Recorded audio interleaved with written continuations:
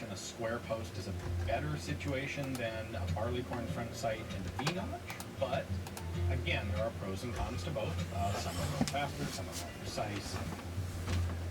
How much space you have on the side of the sight, how much light gap between the front and the sides of the rear sight is a question of preference in many cases. And so that's why you'll see different countries and different militaries at different times adopting different styles. Milling says prior to World War II, milling solid blocks of material was the primary method of making firearms. During and after the war, there was a major push towards metal stampings to reduce cost. Metal stamp construction is still relevant for low-cost firearms manufactured today. One has been suspended by polymer and metal casting construction. That's a really good question. And when I started to think about it, I realized, yeah, actually, I'm so tired. So tired of trying, and it seems to me that maybe pretty much always means no. So I will tell you might just let it go.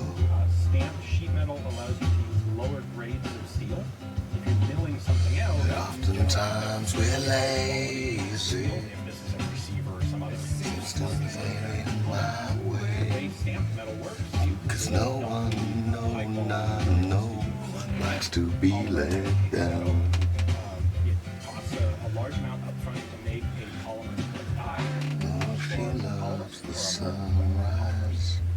Once you've got that mold, though, longer it becomes sees it very cheap to make copies of the gun.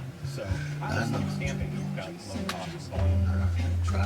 Polymer doesn't require any really strong components the way that steel do. There's no symmetry really involved with it. Yeah, and if you look at it, you don't see a whole lot of stamp out what people are making largely, like in the To untie these a simple till stamp then, I'm gonna have to lie to you. Seems to me that maybe says, I noticed on the MP35 and pretty much always means no.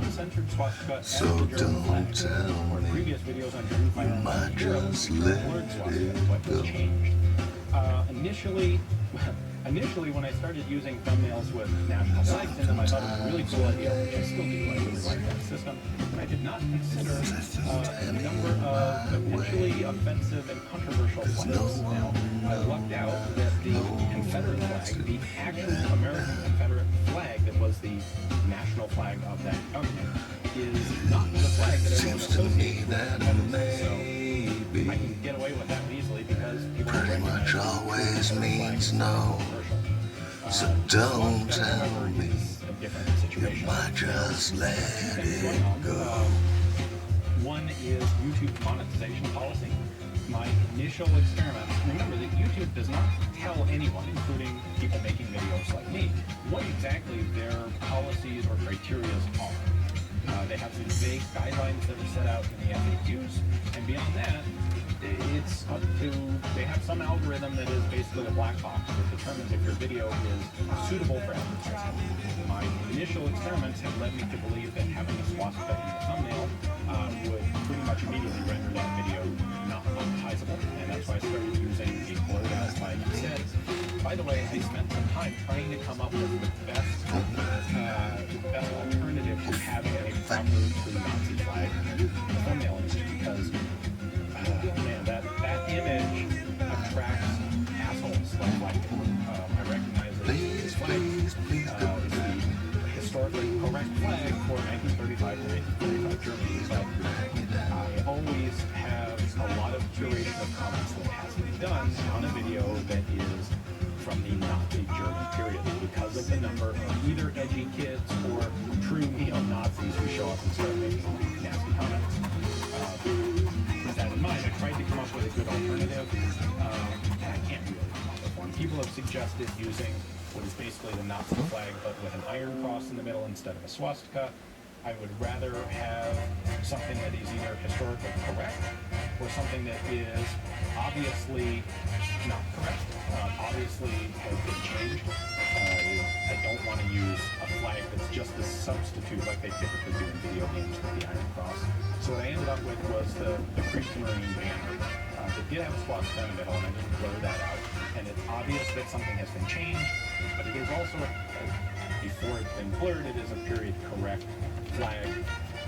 Now, where this leads to is, more recently, I came to, for other reasons, I started realizing that maybe the swastika wasn't a major element in YouTube's criteria. So I did an experiment. The first two in that experiment were the MG17 and the MG35. And it appeared that the thumbnail image did not actually cause the video to be demonetized. And so at that point, in the interest of having the historically correct flag, I did start using it. However, after a short period of time, I actually had a legal challenge assessed on the MG17 video because that flag is illegal to display in Germany with certain limited exceptions for educational use. And someone reported that video, and YouTube followed through on its policy to follow German law. And by the way, that law is not some newfangled social justice warrior stuff. That law goes back to, I believe, 1952, and is part of Germany's general efforts to prevent glorification of the emergence of Nazi ideology. And I don't disagree with their goals. That tactic that they use of prohibiting public display of the symbol is not something we would do here in the United States, basically because of the First Amendment. But Germany is an independent sovereign country, and they have the opportunity to make whatever laws they feel are most suitable and appropriate. And if you don't like it, well, you're welcome to get a time machine and go back to 1952 Germany and argue it with them. However, there are arguments to be made over what's the best flag to use in a situation where it's going to be offensive to a lot of people.